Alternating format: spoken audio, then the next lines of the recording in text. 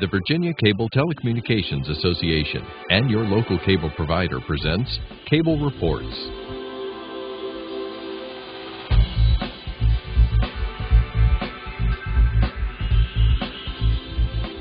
Join us now as Cable Reports brings you up to date on current issues facing the Commonwealth through discussions with your local legislators and other policymakers from across Virginia.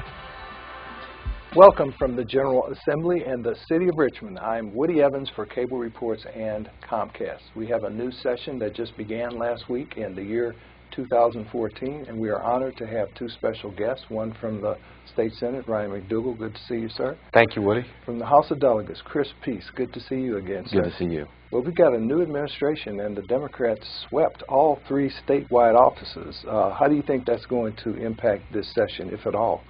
Well, it's certainly different around here from our perspective. Obviously, Ryan and I have enjoyed working with the former Governor, Bob McDougle.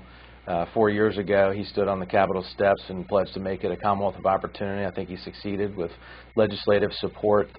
Unemployment is down 2 points from when he took office. Record surpluses in consecutive years after inheriting a $6 billion shortfall. Significant achievements, of course, in the jobs area, but in higher educational investment, creating opportunities for young people here in the Commonwealth, making us a great state for business, number one, in fact, in the nation.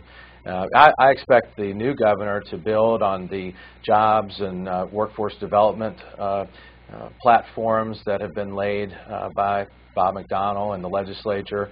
He says he's a business guy, and from my perspective, if he can go around the world and recruit businesses to come and set up here in Virginia and create jobs, that'd be a great thing. I'd like to work with him on that. But otherwise, the jury is still out. I think we have to get to know each other a little bit. Some people have called this the honeymoon period. But he has a very important job as the governor of Virginia with tremendous responsibilities, and I hope that he will be successful as a Virginian. I know there'll be times where we will disagree pretty strongly on certain issues. And Senator, we currently have, as we had talked about earlier, two vacancies in the Senate, one which is probably subject to a recount, the other which has yet to be determined because a special election won't be held until the 21st of this month. But the people's business still continues in the Senate, I know.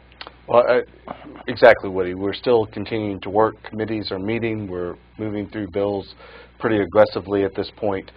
Regardless of whether there's a special election or a new governor that takes some time to get up to speed, we have a constitutionally limited amount of time to get our business done. We are a part-time General Assembly, part-time legislators, so we have to complete our task in a very tight window. We look at a tremendous number of issues, tremendous number of bills. The budget is just one of those bills, and we accomplish that in approximately 60 days. I want to echo one of the things that Chris said. I think over the last 4 years, we have done a good job working as Republicans and Democrats to push Virginia forward with some sound fiscal budgetary policy that has really helped Virginia maintain its outstanding bond rating, maintain its outstanding view around not just the United States, but the world as an opportunity, a place that people can succeed, a place for business. We're hopeful that that will continue and are looking forward for the new governor to give us some of his specific ideas, tell us some of the specific things that he wants to do, and then we can have the opportunity to review those and continue to push Virginia forward in a positive direction. Speaking of the new governor and some of his ideas, I want to quote and get your reaction first, and then the senators from his inaugural address, the following. Like the majority of other states, we need to act on the consensus of the business community and healthcare industry to accept funding that will expand healthcare coverage, save rural hospitals, and spur job creation. Give me your reaction to that. Well, I'm for job creation, and I've been a member of many different health committees in my time here at the Capitol. Health, Welfare, and Institutions Committee, Joint Commission on Healthcare, and the Budget Health Subcommittee. And I take a great interest, particularly as a representative of a rural community, that we maintain access to high-quality health care that's affordable. The question of whether we expand Obamacare in Virginia is a difficult one. I think from many perspectives you could look at sort of maybe you even argue humanitarian arguments. This is something that should be done. I think really the most compassionate thing that we should do is make sure we don't bust a budget, that we are fiscally responsible with taxpayer dollars, that we don't over-rely on federal resources that may or may not be present. The deal that's been offered and what the Supreme Court has allowed Virginia to choose is to receive funding from the federal government, 100% of expansion the first 3 years and then 90% thereafter. We all know that the federal government is broken, if not nearly broken, in terms of its own fiscal management, borrowing money from other countries and facing fiscal crisis, seems like every 6 months. We don't manage that way in Virginia, and so I don't think it would be wise on our part to go into an agreement, a partnership, where at least one part of that partnership is so fiscally stressed. However, we do and have maintained the health safety nets for Virginians that have the greatest need, whether it's a pregnant mom or a person who meets the current threshold of the federal property who can access Medicaid currently, senior citizens who need health care. We have funded the Virginia Health Care Foundation and health clinics, free clinics around Virginia.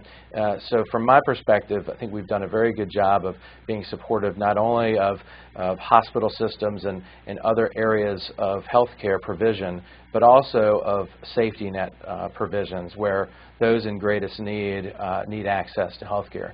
This debate about healthcare is not so much about healthcare itself and care coordination and patient-centered focus. It's really been about insurance reform and who pays. And so I think we need to just be calm and realize that we do things smartly in Virginia when it comes to budgeting and not to enter into partnerships that may disappoint us in the end. And Senator McDougle, last year the General Assembly passed legislation which created a commission to study these significant financial issues around the expansion of Medicaid. Where does that stand, and what kind of reforms do you think are needed before the state of Virginia decides to accept federal funding?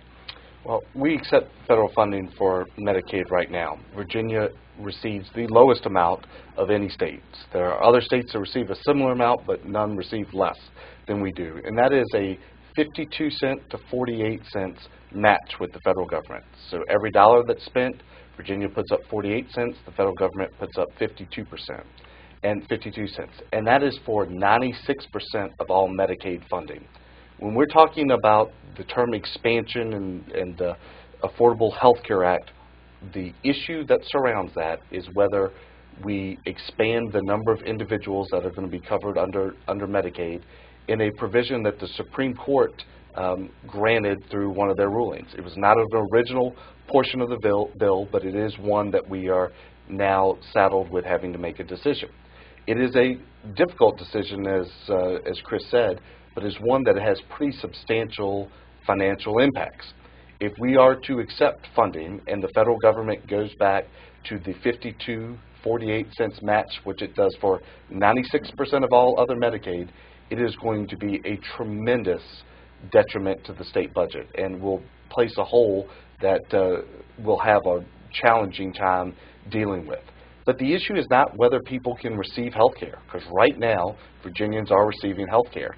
This is how that health care is administered through an insurance direction, and whether they're receiving it through their doctor that they've come to know and trust, or whether they're going to the emergency room. Unfortunately, we've seen from around the state that the bill, the National Health Care Bill, is actually sending more people to the emergency room than being able to access their doctor that they've known for years and years and have had a comfort level with. My concern about expansion is the financial impact on Virginians and what that will do to every other area of our state budget, including education and other safety net services, and on the impact it'll have for Virginians being able to go and see the doctor that they've come to know and trust and want to visit. So I think it is a challenge. We all know that Medicaid needs to be reformed. The unfortunate part is Virginia cannot institute those reforms without approval or agreement from the federal government. So we can offer up a tremendous number of ideas. We can try to be creative, but unless the federal government gives us authority, we can't institute those changes. And I think that that's more symptomatic of a system that is not working. And whenever you have a system that is not working, expanding that system before you fix the problems is typically not a good idea.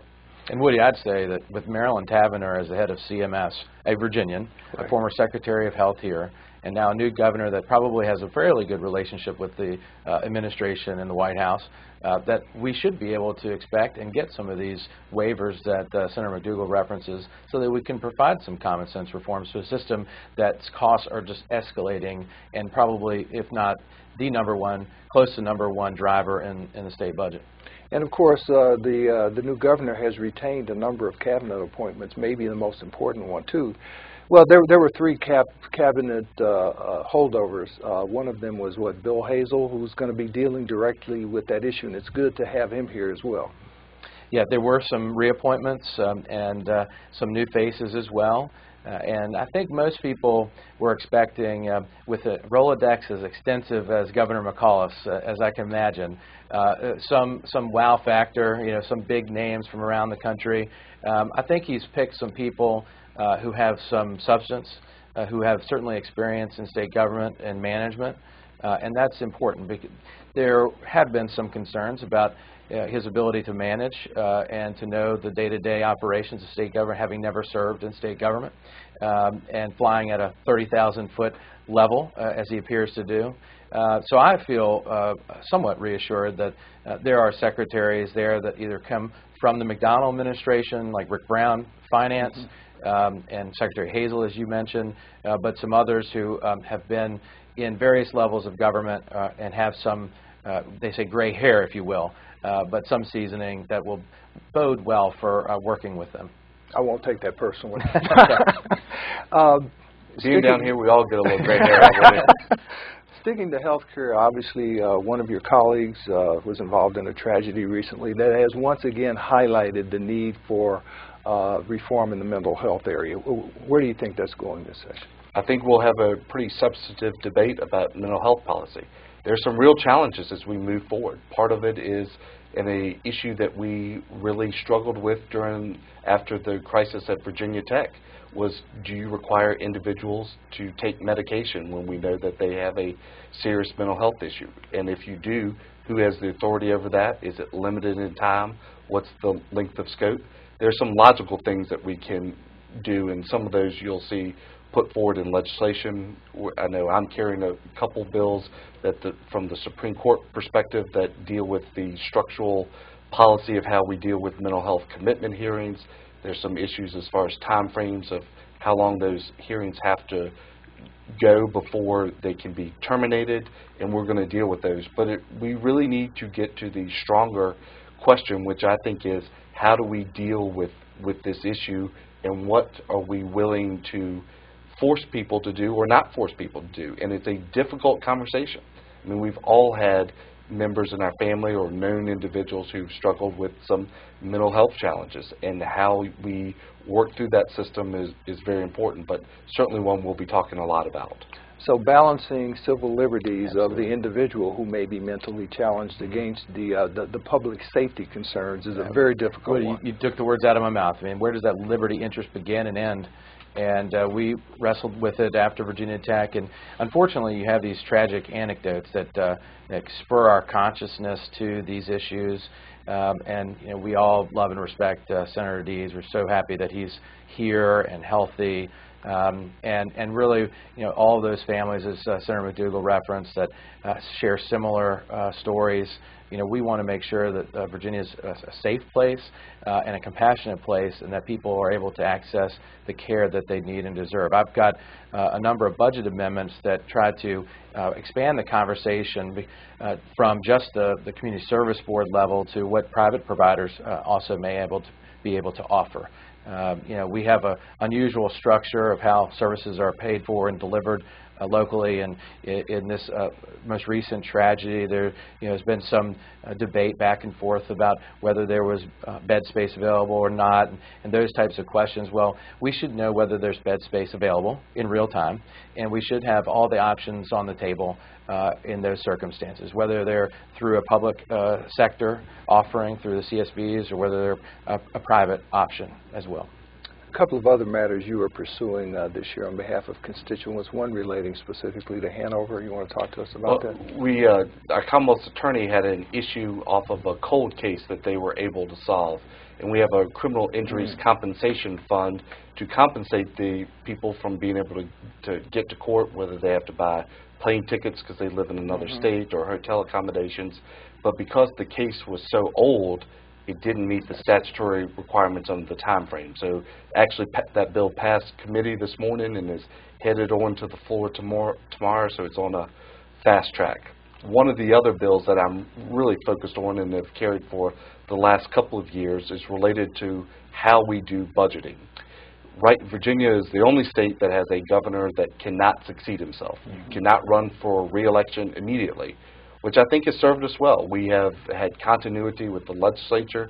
We continue to be #1 in the country for business. We have sound fiscal policy. But we have found historically that whether it's a Republican governor or a Democratic governor, typically the outgoing governor puts some items in the budget that create some challenges for us to maintain its structural security.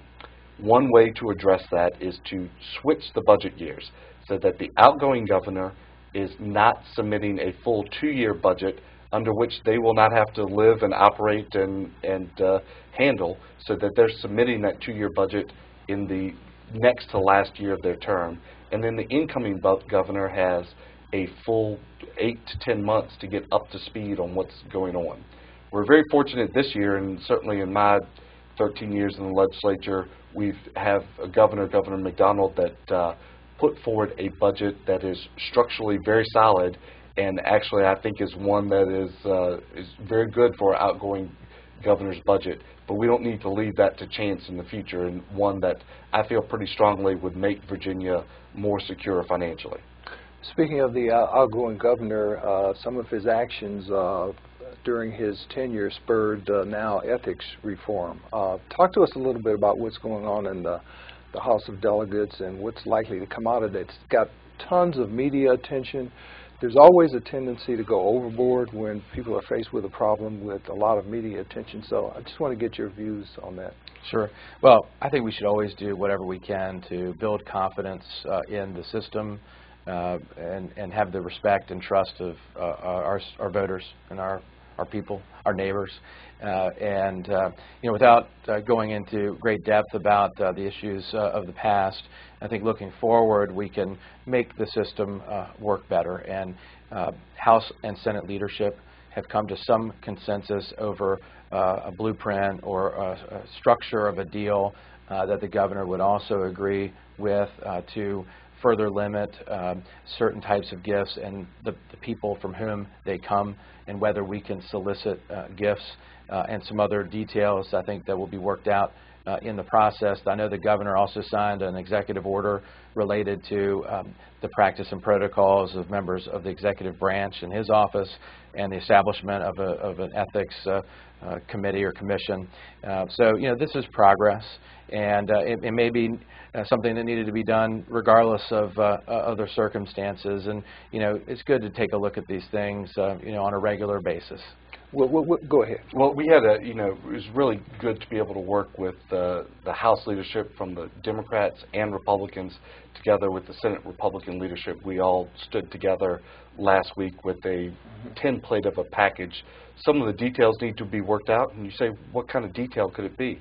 One of them would be whether, if you have a child, is a scholarship considered a gift to a child. There are things like that that we need to iron out as we move through the process. But I'm hoping that the Senate Democrats will also get on board with that template, because it should not be something that's political. It should not be Republican versus Democrat. It should be Virginians of both parties, of all political ideologies, trying to come together to put in place a common sense package that we can move forward, and our colleagues in the House have worked very hard to try to make that happen. It shouldn't be something that requires a lot of additional paperwork either. One thing I have noticed, however, is that there's some suggested changes in terms of lobbyists.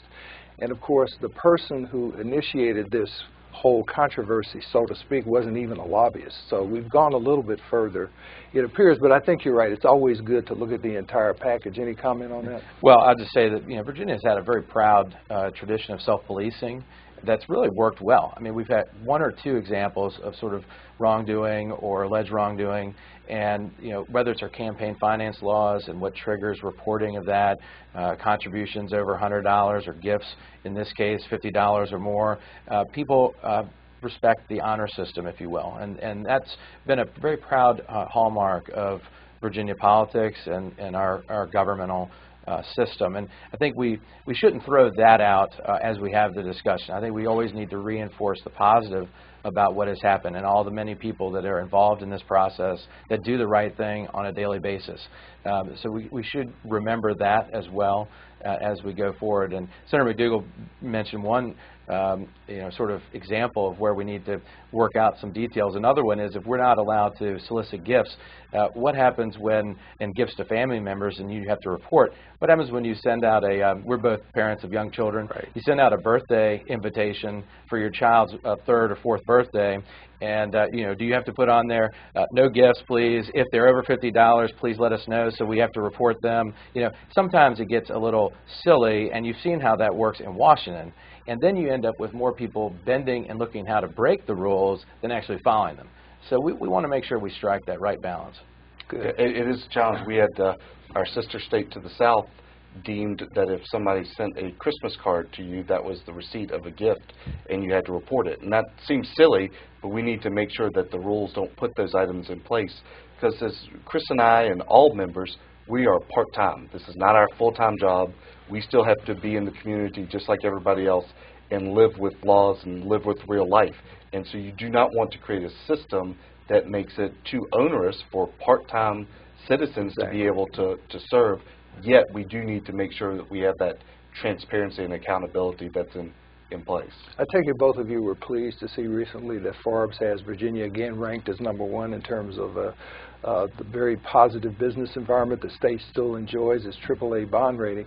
Talk to us about why those things are important, Chris. Well, I'm sure there are many, many factors. I mean, #1, it's the talent and the hard work of Virginians that make that happen. I don't want anyone to think that we think it's the government, that makes that possible. What we can do is set an atmosphere and a climate for people to be successful and to pursue their dreams. One major part of that, I believe, is our focus and investment in education, in strong K-12 education, to the extent that even early childhood education is important to get kids reading on grade level so that they have opportunities for success through K-12. And then we have some of the best colleges and universities in the world. People flock here to avail themselves of those benefits.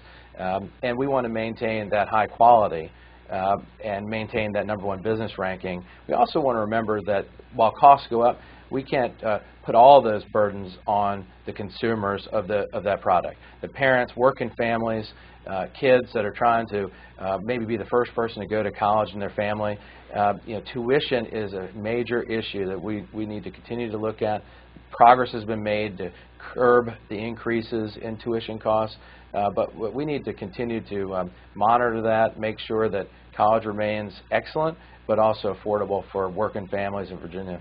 And of course, as you know, the community colleges are critical in terms of workforce development. Yeah. They are creating employees of the future in a lot of different areas. Talk to us about the importance of community colleges in your district. I mean, they're absolutely crucial for a number of reasons. We are founding, and at our Senate Finance Retreat this past week, we looked at some numbers that said that people with certain focuses for business and future employment actually have a significantly higher rate of return on their college investment going through community college, and making sure that they're picking an area of jobs or business that can bring back a good salary for them.